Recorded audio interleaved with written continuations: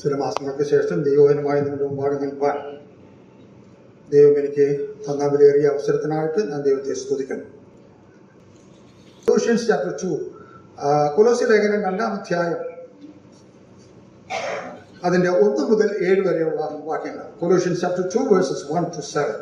നിങ്ങൾക്കും ലവോദിക്കയിലുള്ളവർക്കും ജഡത്തിൽ എന്റെ മുഖം കണ്ടിട്ടില്ലാത്ത എല്ലാവർക്കും വേണ്ടി അവർ ക്രിസ്തുവെന്ന ദൈവമർമ്മത്തിന്റെ പരിജ്ഞാനവും വിവേകപൂർണതയുടെ സമ്പത്തും പ്രാപിപ്പാൻ തക്കവണ്ണം സ്നേഹത്തിൽ ഏകീഭവിച്ചിട്ട് ഹൃദയങ്ങൾക്ക് ആശ്വാസം ലഭിക്കണമെന്ന് വെച്ച് ഞാൻ എത്ര വലിയ പോരാട്ടം കഴിക്കുന്നു എന്ന് നിങ്ങൾ അറിവാൻ ഞാൻ ഇച്ഛിക്കുന്നു.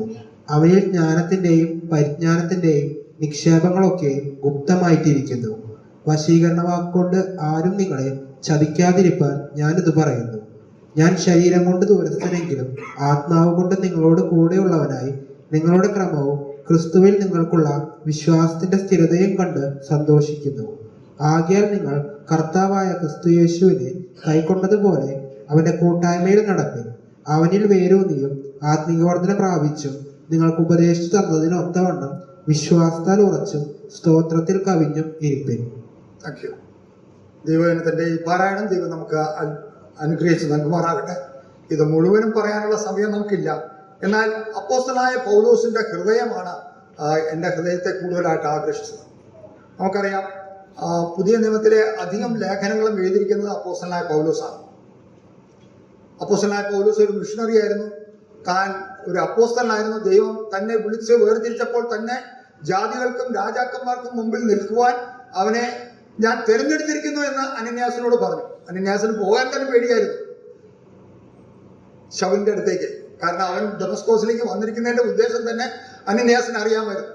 എന്നാൽ ദൈവം ഒരു വ്യക്തിയെ തിരഞ്ഞെടുത്തപ്പോൾ ദൈവം അപ്പോൾ തന്നെ അനന്യാസിനോട് പറഞ്ഞു, അവൻ ജാതികൾക്കും രാജാക്കന്മാർക്കും എവിടെയൊക്കെ അവനെ നിർത്താൻ പോകുന്നു, എന്റെ നാമത്തിന് വേണ്ടി അവൻ എന്തെല്ലാം കഷ്ടങ്ങൾ അനുഭവിക്കാൻ പോകുന്നു എന്നുള്ള വലിയ ഉത്തമ ബോധ്യത്തോടു കൂടിയാണ് കർത്താവ് അവനെ വിളിച്ചത്. അത് പൗലോസിനും ഉണ്ടായിരുന്നു. പൗലോസിനാൽ സ്ഥാപിക്കപ്പെട്ട അനേക സഭകളുണ്ട്. നാം അപ്പോസ്തല പ്രവൃത്തി പഠിക്കുമ്പോൾ കാണാനായിട്ട് കഴിയും. എന്നാൽ കൊലോസ്യ സഭ അപ്പോസ്തലനാൽ സ്ഥാപിക്കപ്പെട്ട സഭയല്ലെന്ന് നമുക്കറിയാം. എഫെസോസിൽ താൻ ഏകദേശം 2 വർഷത്തോളം ദൈവവചനം പഠിപ്പിച്ച് ഇരുന്നപ്പോൾ നാം അവിടെ വായിക്കുന്നത് ആസിയയിൽ ചുറ്റും പാർക്കുന്നവർ അനേകര് ദൈവത്തിന്റെ വചനം കേൾപ്പാനിടയായി. അതിലൊരു വ്യക്തി ആയിരിക്കണം എപ്പഫ്രാസ്. എപ്പഫ്രാസ് തന്റെ സ്ഥലത്ത് പോയി ഈ ദൈവവചനം അറിയിച്ചതിന്റെ ഫലമായി ഉണ്ടായ സഭകളാണ് ലവോദിക്കയും ഹീറപ്പോലിസും കൊലോസിയും ഒക്കെ എന്ന് വിചാരിക്കപ്പെടുന്നു. 4-ാം അധ്യായത്തിൽ ആ സഭകളെ കുറിച്ച് താൻ പറയുന്നുണ്ട്. എന്നാൽ ഇവിടെ നാം വായിച്ച ഭാഗത്ത് അപ്പോസ്തല അവരെ കുറിച്ചുള്ള ദൈവത്തിന്റെ ആഗ്രഹം, അല്ലെങ്കിൽ അവർ നേരിടാൻ പോകുന്ന വലിയ വിപത്ത് മുന്നിൽ കണ്ടുകൊണ്ട് എപ്പഫ്രാസ് വന്ന് ആ സഭയിൽ നേരിടാൻ പോകുന്ന പ്രശ്നങ്ങൾ തന്നോട് ചർച്ച ചെയ്തപ്പോൾ, തന്നോട് പറഞ്ഞപ്പോൾ അവരെ ധൈര്യപ്പെടുത്തുവാൻ, അവർക്ക് ആശ്വാസം കൊടുക്കാൻ, അവർക്ക് മുന്നറിയിപ്പ് കൊടുക്കാൻ വേണ്ടിയാണ് ഈ ലേഖനം എഴുതിയത്. അവിടെ നാം കാണുന്ന 2 കാര്യങ്ങൾ. ആദ്യം നാം വായിക്കുന്നത് 2-ാം വാക്യത്തിൽ, അവർ ക്രിസ്തു എന്ന ദൈവമർമ്മത്തിന്റെ പരിജ്ഞാനവും വിവേകപൂർണതയുടെ സമ്പത്തും പ്രാപിക്കാൻ തക്കവണ്ണം സ്നേഹത്തിൽ ഏകീഭവിച്ചിട്ട് ഹൃദയങ്ങൾക്ക് ആശ്വാസം ലഭിക്കണം എന്ന് വെച്ച് ഞാൻ എത്ര വലിയ പോരാട്ടം കഴിക്കുന്നു എന്ന് നിങ്ങൾ അറിയുവാൻ ഞാൻ ഇച്ഛിക്കുന്നു. ദൈവജനത്തിന് വേണ്ടി പോരാടുന്ന ഒരു അപ്പോസ്തലൻ. അതിന്റെ തൊട്ട് മുമ്പത്തെ വാക്യങ്ങളിൽ നമുക്കറിയാം, ഇത് ഈ ലേഖനം ഒരു ലേഖനമായിരുന്നു. പിന്നീടാണ് ഇത് അധ്യായങ്ങളൊക്കെ ആയിട്ട് തിരിച്ചത്. അതിന്റെ അവസാനം 1-ാം അധ്യായത്തിന്റെ അവസാന വാക്യങ്ങളിൽ നാം വായിക്കുന്നത് 28-29 വാക്യങ്ങളിൽ നാം വായിക്കുന്നത്, അവനെ ഞങ്ങൾ അറിയിക്കുന്നതിൽ ഏത് മനുഷ്യനെയും ക്രിസ്തുവിൽ തികഞ്ഞവനായി നിർത്തേണ്ടതിന് ഏത് മനുഷ്യനെയും പ്രബോധിപ്പിക്കുകയും ഏത് മനുഷ്യനോടും സകല ജ്ഞാനത്തോടും കൂടെ ഉപദേശിക്കുകയും ചെയ്യുന്നു. അതിനായി ഞാൻ എന്നിൽ ബലത്തോടെ വ്യാപരിക്കുന്ന അവന്റെ വ്യാപാര ശക്തിക്കൊത്തോളം പോരാടിക്കൊണ്ട് അധ്വാനിക്കുന്നു. അപ്പോസ്തലന്റെ പോരാട്ടം അതാൻ ദൈവവചനം അറിയിക്കുക മാത്രമല്ലായിരുന്നു, ദൈവജനത്തിന് വേണ്ടുന്ന ലേഖനങ്ങൾ എഴുതുക മാത്രമല്ലായിരുന്നു, ദൈവജനത്തിന് വേണ്ടി വളരെയധികം പ്രാർത്ഥനയിൽ പോരാടുന്ന ഒരു വ്യക്തിയായിരുന്നു. പ്രാർത്ഥന ആക്ച്വലി ഒരു പോരാട്ടം തന്നെയാണ്. ഈ കൊലോസ്യ ലേഖനത്തില് എപ്പഫ്രാസിനെ കുറിച്ച് തന്നെ താൻ പറയുന്ന വാക്ക് നോക്കുക. 4-ാം അധ്യായത്തിന്റെ 12-ാം വാക്യത്തിൽ നിങ്ങളിൽ ഒരുത്തനായി ക്രിസ്തു യേശുവിന്റെ ദാസനായ എപ്പഫ്രാസ് നിങ്ങളെ വന്ദനം ചെയ്യുന്നു. നിങ്ങൾ തികഞ്ഞവരും ദൈവഹിതം സംബന്ധിച്ചൊക്കെയും പൂർണ്ണ നിശ്ചയമുള്ളവരായി നിൽക്കേണ്ടതിന് അവൻ പ്രാർത്ഥനയിൽ നിങ്ങൾക്ക് വേണ്ടി എപ്പോഴും പോരാടും. അവൻ പ്രാർത്ഥനയിൽ നിങ്ങൾക്ക് വേണ്ടി എപ്പോഴും പോരാടുന്നു. എന്തിനു വേണ്ടിയാ? നിങ്ങൾ രക്ഷിക്കപ്പെട്ടു എന്നുള്ളത് ശരിയാണ്. ദൈവം നമ്മളെ കുറിച്ച് ആഗ്രഹിക്കുന്നത് നമ്മളെ രക്ഷിക്കപ്പെട്ട് അങ്ങനെ തന്നെ നിൽക്കണമെന്നല്ല. അവൻ പറയുന്നത് എപ്പഫ്രാസിന്റെ ഏറ്റവും വലിയ ആഗ്രഹം കൊലോസ്യ സഭയിലുള്ളവരെല്ലാവരും എന്താ പറയണ്ടേ? നിങ്ങൾ തികഞ്ഞവരായിരിക്കണം. അവർ മുഴുവനും, അല്ലെങ്കിൽ അവർ ദൈവത്തിൽ ക്രിസ്തുവിൽ തികഞ്ഞവരായി തീരണം. ദൈവഹിതം സംബന്ധിച്ചൊക്കെയും പൂർണ്ണ നിശ്ചയമുള്ളവരായി തീരണം. അതിനുവേണ്ടിയാണ് പ്രാർത്ഥനയിൽ പോരാടുന്നത്. നമ്മൾ പ്രാർത്ഥനയിൽ പോരാടുന്നത് എന്തിനു വേണ്ടിയാ? നമ്മുടെ ആവശ്യങ്ങൾ നടക്കണം, അല്ലേ? നമ്മുടെ ഭൗമിക ആവശ്യങ്ങൾക്കാണ് നമ്മൾ പ്രാധാന്യം കൊടുക്കുന്നത്. പൗലോസിന്റെ പ്രാർത്ഥന നാം പഠിക്കുമ്പോൾ പൗലോസ് തന്റെ വിശ്വാസികളെ കുറിച്ച് വളരെയധികം ഭാരപ്പെട്ടിരുന്നത് അവർ നേരിടാൻ പോകുന്ന വിപത്തുകൾ, സാത്താന്റെ തന്ത്രങ്ങൾ, അവർ നേരിടാൻ പോകുന്ന ദുരുപദേഷ്ടക്കന്മാരുടെ ആക്രമണങ്ങൾ, ദുരുപദേശങ്ങൾ, അതിൽ നിന്ന് അവരെ വിടുവിക്കാൻ വേണ്ടി അവരെ ശക്തരാക്കാൻ താൻ എഴുതിയ ലേഖനങ്ങളൊക്കെയും അതിനു വേണ്ടിയിട്ടായിരുന്നു.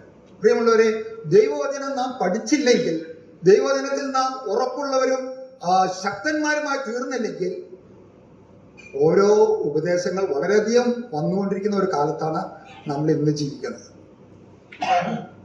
അതുകൊണ്ട് ദൈവവചനത്തിന്റെ പഠനം നമുക്ക് വളരെ ആവശ്യമാണ്. അതുകൊണ്ടാണ് സഭയിൽ ദൈവവചന പഠനത്തിന് പ്രാധാന്യം കൊടുക്കുന്നത്. നമ്മുടെ കൂടിവരവുകളിൽ ദൈവവചന ശുശ്രൂഷയ്ക്ക് ഇത്രമധികം പ്രാധാന്യം കൊടുക്കുന്നു.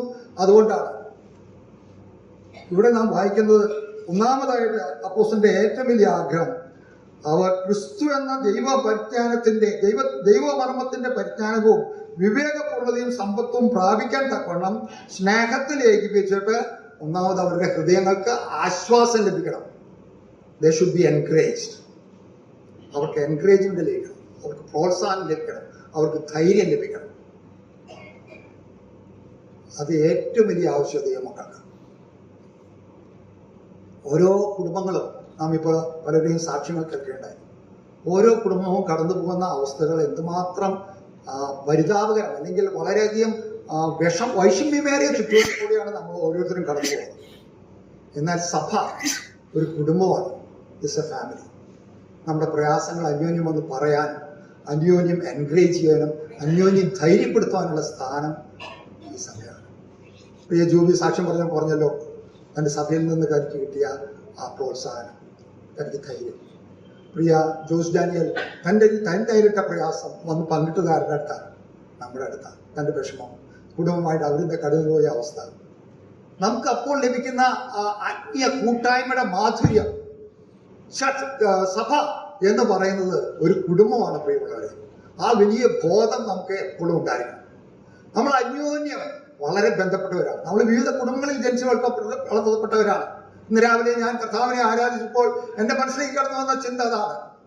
കർത്താവായ യേശുക്രിസ്തുവിന്റെ രക്തത്താൽ ഒരേ പിതാവിന്റെ അടുക്കലേക്കുള്ള പ്രവേശനമാണ് നമുക്ക് ലഭിച്ചിരിക്കുന്നത്.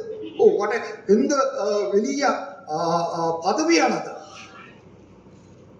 എന്ത് വലിയ പദവിയാണ്! അതിന്റെ മഹത്വം മനസ്സിലാക്കുവാൻ ദൈവത്തിന്റെ ആത്മാവ് നമ്മളെ സഹായിക്കുമാറാകട്ടെ. അപ്പോസ്തലൻ പ്രാർത്ഥിക്കുന്നത് അവര് ഹൃദയങ്ങൾക്ക് ആശ്വാസം ലഭിക്കണം. ആശ്വാസം ലഭിക്കേണ്ടത് എങ്ങനെയാണ്? അവരുടെ വൈഷമ്യ ഘട്ടങ്ങളിൽ അവരെ ധൈര്യപ്പെടുത്തുവാൻ നാം എന്തുമാത്രം ചെയ്യുന്നു? അപ്പോസ്തലന്റെ ഓരോവിധ ശുശ്രൂഷകൾ എന്നെ അത്ഭുതപ്പെടുത്തിയിരിക്കുന്നത് തൻ്റെ ഏറ്റവും വലിയ ശുശ്രൂഷ തൻ്റെ ഇടയ ശുശ്രൂഷയായിരുന്നു. അവനൊരു മിഷണറി ആയിരുന്നു, അവനൊരു പാസ്റ്റർ. ആ ഒരു ഇടയനെന്ന നിലയിൽ സഭകളെ കുറിച്ചുള്ള തൻ്റെ ഏറ്റവും വലിയ ഭാരം. 2 കൊരിന്ത്യർക്ക് ലേഖനം 12-ാം അധ്യായത്തിൽ താൻ നേരിട്ടുകൊണ്ട് എല്ലാ പ്രയാസങ്ങളെയും കുറിച്ച് വലിയൊരു ലിസ്റ്റ് നാം അവിടെ വായിക്കുന്നുണ്ട്. 2 കൊരിന്ത്യർ 12-ാം അധ്യായത്തിൽ താൻ കടന്നുപോയ അവസ്ഥകൾ എന്തുമാത്രമാണെന്ന് താൻ അവിടെ പറയുന്നുണ്ട്. 2 കൊരിന്ത്യർ 12-ാം അധ്യായത്തിന്റെ 24 മുതലുള്ള വാക്യങ്ങളിൽ, താൻ 23 മുതലുള്ള വാക്യങ്ങളിൽ വലിയൊരു പട്ടിക നമുക്ക് കാണാം. അതൊന്നും ഞാൻ വായിക്കാൻ ആഗ്രഹിക്കുന്നില്ല.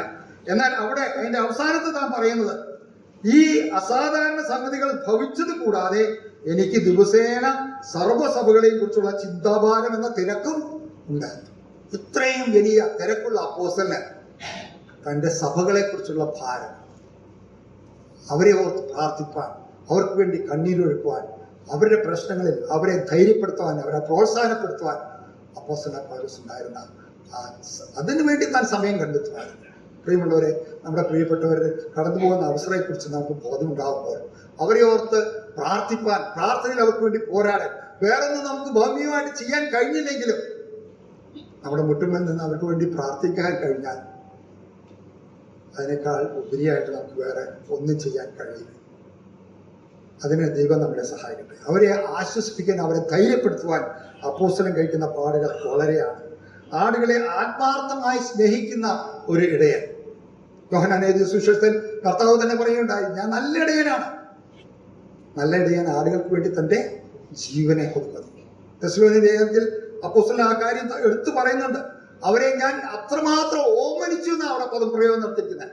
തന്റെ വാത്സല്യത്തിൽ അവരെ കരുതുവാൻ ഞാൻ നിങ്ങൾക്ക് വേണ്ടി എന്റെ പ്രാണനും പോലും വെച്ച് തരുവാൻ ഒരുക്കമായിരുന്നു. തെസ്സലോനിക്ക വിശ്വാസികൾ വളരെ കുറച്ച് ദിവസമേ തനിക്ക് അവിടെ സുവിശേഷം അറിയിക്കാൻ സമയം കിട്ടിയുള്ളൂ.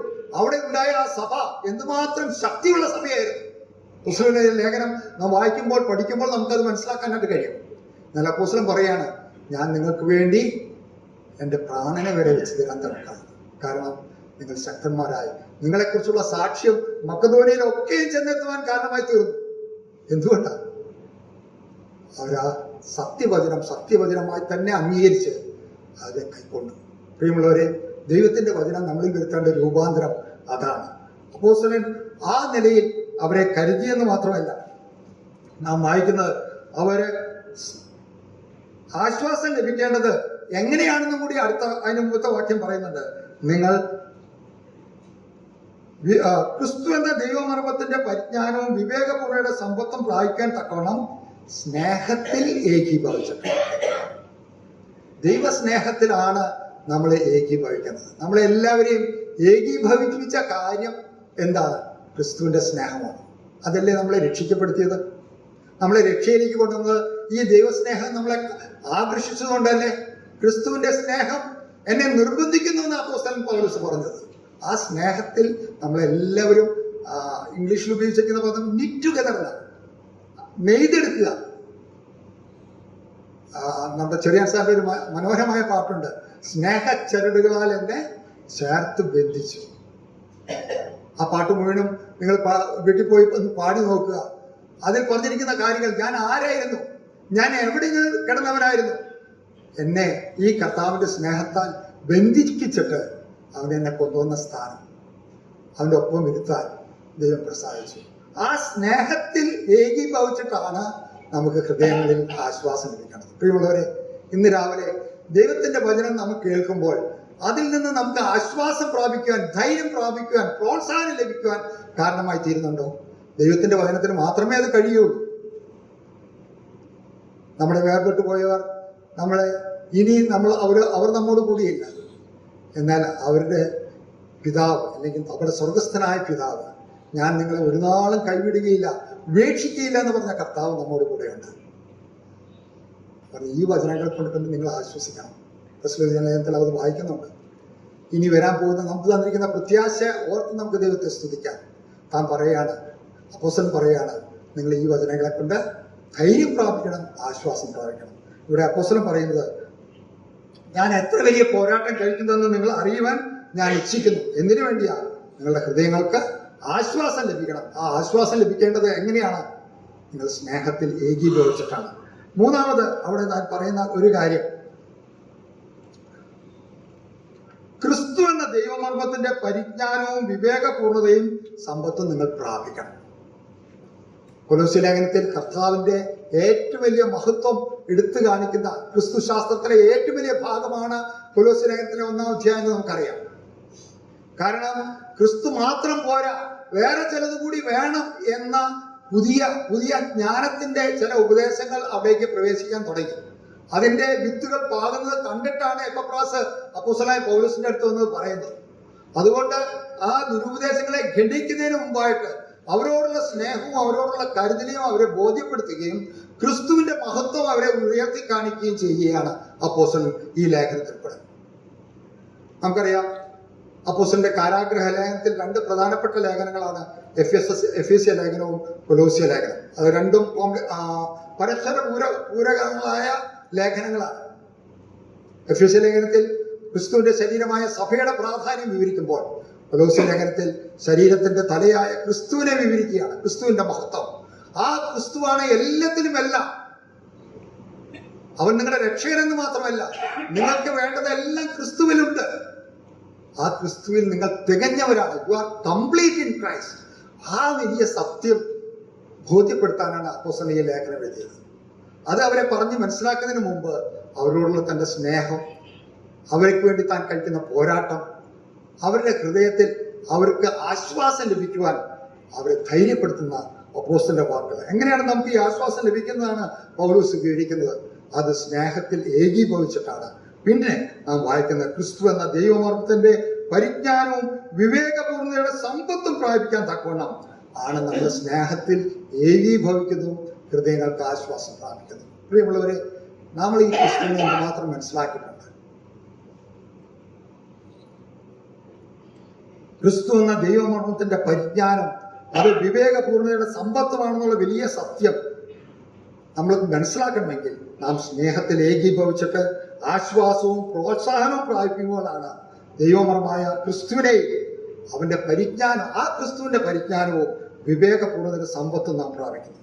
നമ്മുടെ സഭാ കൂടിവരവുകളിൽ നാം ദൈവവചനത്തിന്റെ ശുശ്രൂഷയ്ക്ക് പ്രാധാന്യം കൊടുക്കുകയും ക്രിസ്തുവിന്റെ വ്യക്തിത്വവും അവന്റെ value, the person and the work of Christ, അത് പ്രാധാന്യം കൊടുത്ത് സംസാരിച്ചില്ലെങ്കിൽ നമുക്ക് ധൈര്യം കിട്ടുവാൻ കഴിയില്ല.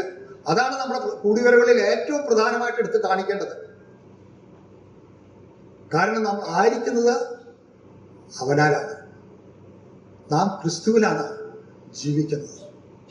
ഇനി ജീവിക്കുന്നത് ഞാനല്ല, ക്രിസ്തു അത്രയും ജീവിക്കുന്നതെന്ന് അപ്പോസ്തലൻ പറഞ്ഞത് നമ്മുടെ ഓരോരുത്തരുടെയും ജീവിതത്തിൽ പ്രായോഗികമാക്കുവാൻ വേണ്ടി കൂടിയാണ്. ഒരുവൻ ക്രിസ്തുവിലായാൽ അവൻ പുതിയ സൃഷ്ടിയാണ്, അല്ലേ? ആ ക്രിസ്തു എന്നിൽ എത്രമാത്രം ജീവിക്കുന്നുണ്ട്. ഇന്ന് രാവിലെ ദൈവത്തിന്റെ ആത്മാവ് നമ്മുടെ ഹൃദയങ്ങളെ സഹായിക്കട്ടെ. ഈ പ്രാധാന്യം മനസ്സിലാക്കണം എന്നാണ് അപ്പോസ്തലന്റെ ഏറ്റവും വലിയ ആഗ്രഹം. നമ്മളെക്കുറിച്ചും താൻ ആഗ്രഹിക്കും. ഞാൻ ആ ഭാഗം വായിക്കുമ്പോൾ, ജഡത്തിൽ എൻ്റെ മുഖം കണ്ടില്ലാത്ത നിങ്ങൾക്ക് എല്ലാവർക്കും വേണ്ടി പറയുമ്പോൾ ഞാൻ എന്നെ തന്നെ കാണുകയാണ്. അപ്പോസ്തലൻ എന്നെ കണ്ടിട്ട് കൂടിയാണ് ഈ വാക്യങ്ങൾ പറയുന്ന നിലയിലാണ് ഞാൻ ഈ ഭാഗം ധ്യാനിച്ചത്.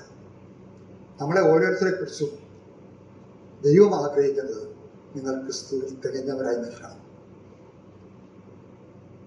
കർത്താവിൽ വളരുവാൻ നമുക്ക് കഴിഞ്ഞില്ലെങ്കിൽ ചെറിയ ചെറിയ പ്രശ്നങ്ങൾ വരുമ്പോൾ നാം തളർന്നു പോകുമെന്ന് മാത്രമല്ല, നമ്മൾ കാറ്റിനാൽ ഉലയുന്ന ഓടകളെ പോലെ ആയിത്തീരും. തുടർന്ന് അപ്പോസ്തലൻ പറയുന്നുണ്ട് അതിനുവേണ്ടി ചെയ്യുന്ന കാര്യങ്ങൾ. തന്റെ കൺസേൺ താൻ ആദ്യം അറിയിച്ചത്. നിങ്ങൾ എന്തൊക്കെ ചെയ്യുക, നിങ്ങളെക്കുറിച്ചുള്ള തന്റെ ആഗ്രഹങ്ങൾ താൻ പറഞ്ഞതിന് ശേഷം ദൈവവചനത്തിൽ അവർ ശക്തരാകുക, ക്രിസ്തു എന്ന ദൈവമർമ്മത്തെ പരിശുദ്ധാത്മാവ് ആശ്വസിപ്പിക്കുക മാത്രമല്ല, പരിശുദ്ധാത്മാവ് നമുക്ക് തരുന്ന ക്രിസ്തുവിനെ കുറിച്ചുള്ള ദർശനങ്ങൾ നമുക്ക് മനസ്സിലാക്കി തരുന്നത് ദൈവത്തിന്റെ പരിശുദ്ധാത്മാവാണ്. ആശ്വാസം, പരിശുദ്ധാത്മാവിനെ കുറിച്ച് യോഹന്നാൻ പറയുമ്പോൾ അവന് കൊടുത്ത പേര് തന്നെ ആശ്വാസപ്രദൻ, അല്ലേ? അതെ, കർത്താവ് പറഞ്ഞു, ഞാൻ പോകുന്നത് നിങ്ങൾക്ക് നല്ലതാണ്, ഞാൻ പോയില്ലെങ്കിൽ ആശ്വാസപ്രദൻ നിങ്ങളുടെ മധ്യത്തിലേക്ക് കടന്നു വരികയില്ല. കംഫർട്ട്, അതേ പദപ്രയോഗമാണ് അവിടെ ഉപയോഗിച്ചിരിക്കുന്നത്. പരിശുദ്ധാത്മാവിന് ഉപയോഗിച്ചിരിക്കുന്ന അതേ പദപ്രയോഗമാണ് ഈ വാക്യത്തിലും ആശ്വാസം പ്രാപിക്കണം എന്നുള്ള പദത്തിലും ഉപയോഗിച്ചിരിക്കുന്നത്. നമ്മളെ ആശ്വസിപ്പിക്കുവാൻ, നമ്മളെ ധൈര്യപ്പെടുത്തുവാൻ, കർത്താവ് പറഞ്ഞ വാക്കുകൾ നമ്മളെ ഓർമ്മപ്പെടുത്തുവാൻ, സകല സത്യത്തിലും നമ്മളെ വഴി നടത്തുവാൻ, നമ്മൾക്ക് കൂടിയിരിക്കുവാൻ, നമ്മളിൽ വസിക്കുവാൻ തന്നിരിക്കുന്നതാണ് ദൈവത്തിന്റെ പരിശുദ്ധാത്മാവ്. ആ പരിശുദ്ധാത്മാവിനെ നാം എത്രമാത്രം കീഴ്പ്പെട്ട് ജീവിക്കുന്നുവോ, അവനെ അനുസരിച്ച് നാം എത്രമാത്രം ജീവിക്കുന്നുവോ, അതനുസരിച്ചായിരിക്കും നമ്മുടെ ക്രിസ്തീയ വളർച്ച. പലപ്പോഴും ദൈവത്തിന്റെ വചനം നാം മനസ്സിലാക്കിയിട്ടും ഇത് സത്യമാണ്, ഇതാണ് ഞാൻ അംഗീകരിക്കേണ്ടത്, ഇതാണ് ഞാൻ അനുസരിക്കേണ്ടത് എന്ന് മനസ്സിലാക്കിയിട്ടും അതിനോട് മറുതലിച്ച് നാം പോയിട്ടില്ലേ? ഞാൻ പോയിട്ടുണ്ട്. അതിനകത്ത് ഇക്കാര്യങ്ങൾ ഞാൻ അനുഭവിച്ചിട്ടുമുണ്ട്.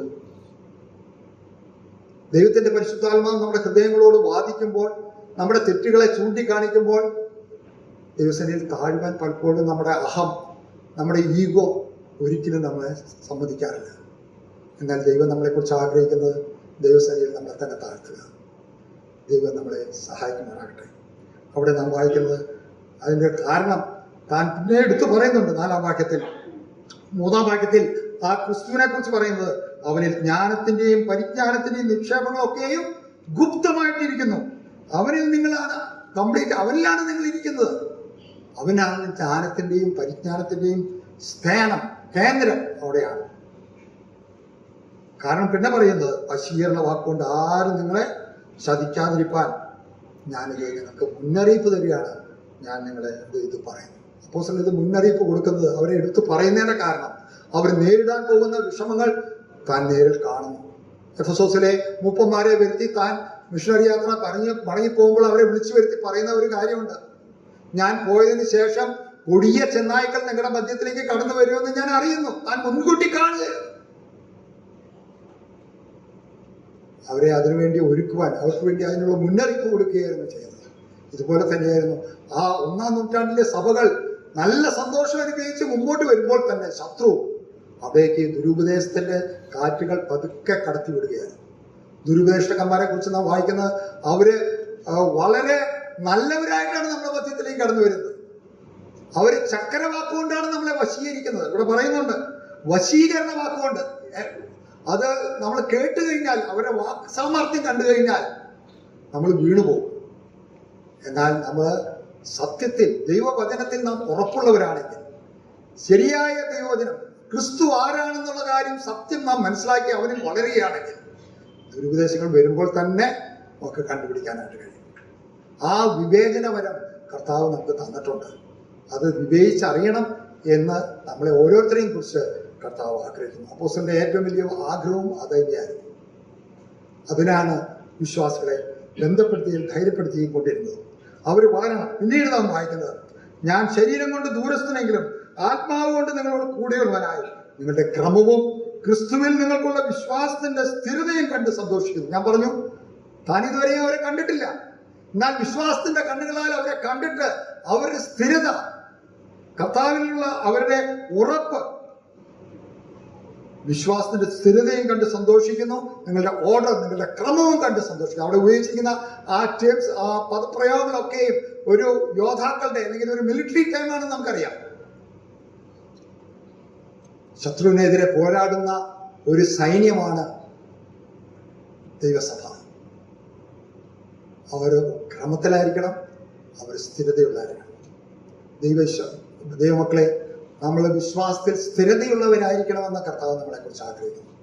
നമ്മുടെ ക്രിസ്തീയ ജീവിതത്തിൽ നാം എന്തുമാത്രം സ്ഥിരതയുള്ളവരാണ്? അതോ 2 ദിവസം മുമ്പോട്ട് പോയി 2 ദിവസം കഴിഞ്ഞ് കഴിഞ്ഞാൽ പിന്നോട്ടാണോ?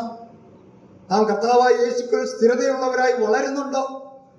ഇന്ന് രാവിലെ അത് നമ്മളെ തന്നെ ഒന്ന് ശോധന ചെയ്യുവാൻ ദൈവത്തിന്റെ ആത്മാവ് സഹായിക്കട്ടെ. എന്നിട്ട് പറയാണ് അടുത്ത 2 വാക്യങ്ങളിൽ ഇതിന്റെ അടിസ്ഥാനത്തിൽ, ആകയാൽ എന്ന് പറഞ്ഞാണ് അടുത്ത വാക്യങ്ങൾ തുടങ്ങുന്നത്. ആകയാൽ നിങ്ങൾ കർത്താവായ ക്രിസ്തു യേശുവിനെ കൈക്കൊണ്ടതുപോലെ അവന്റെ കൂട്ടായ്മയിൽ നടത്തി.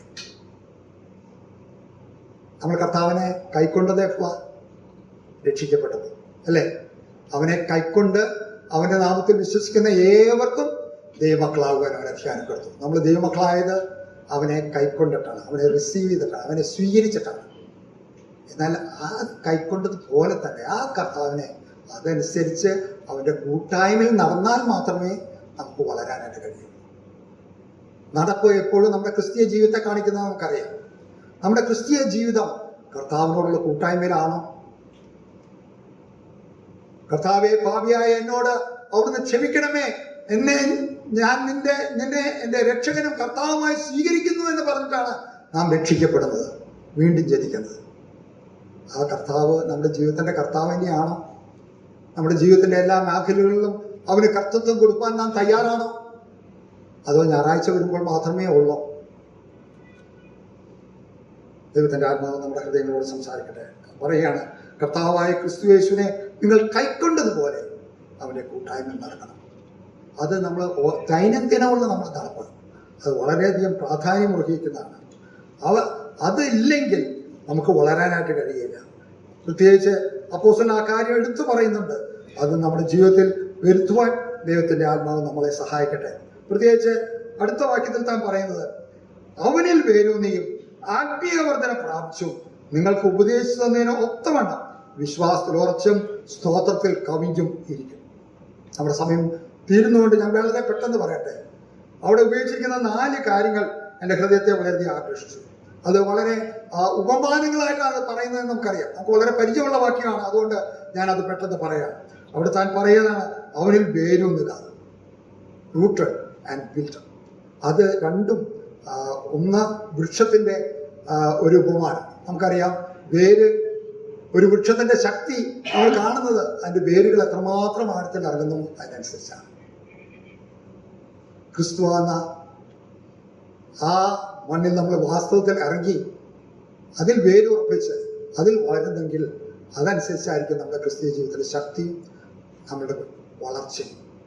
അതിന് മാത്രം 1-ാം സങ്കീർത്തനത്തിൽ ആറ്റെടുത്ത് അടിപ്പിക്കുന്ന വൃക്ഷത്തെക്കുറിച്ച് നാം വായിക്കുന്നുണ്ടല്ലോ. അത് വളരെ മനോഹരമായ ഒരു സാദൃശ്യമായിട്ട് എനിക്ക് എപ്പോഴും തോന്നാറുണ്ട്. 1-ാം സങ്കീർത്തനത്തിലെ നാം വായിക്കുന്നത്, യഹോവയുടെ ന്യായപ്രമാണത്തിൽ സന്തോഷിച്ച് അവന്റെ ന്യായപ്രമാണത്തിൽ രാപ്പകൽ ധ്യാനിക്കുന്നവൻ ഭാഗ്യവാൻ. അവൻ ആശ്ചര്യത്ത് നട്ടിരിക്കുന്നതും തക്കകാലത്ത് ഫലം കായ്ക്കുന്നതും ഇല വാടാത്തതുമായ വൃക്ഷം പോലെ ഇരിക്കും. അവൻ ചെയ്യുന്നതൊക്കെയും സാധിക്കും.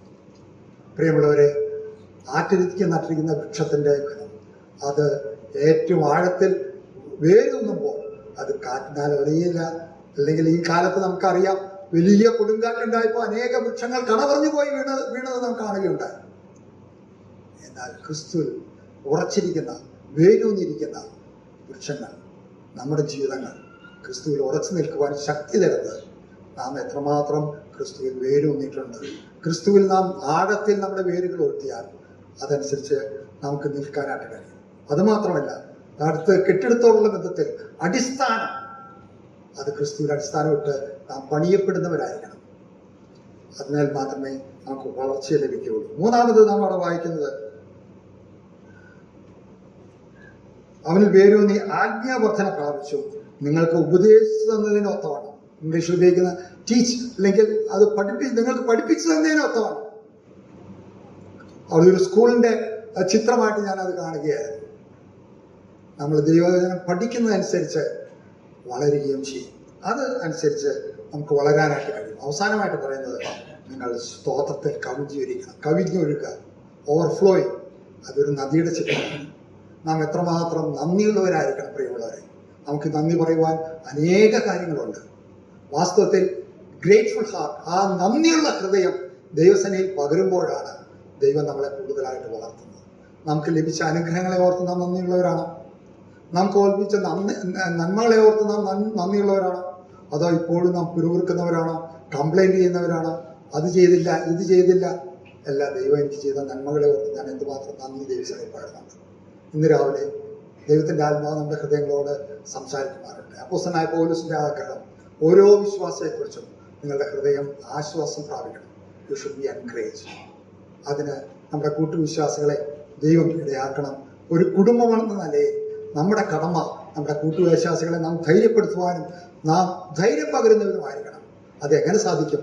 ഹൃദയങ്ങളിൽ സ്നേഹത്തിൽ ഏകീഭവിച്ചിട്ട്, ക്രിസ്തുവിന്റെ സ്നേഹത്താൽ നമ്മളെ ഒന്നിച്ചു ചേർത്ത ആ സ്നേഹത്താലാണ് നമ്മൾ ഏകീഭവിക്കുന്നത്. ആ സ്നേഹത്താലാണ് നമ്മൾ അന്യോന്യം ബന്ധപ്പെടുന്നത്.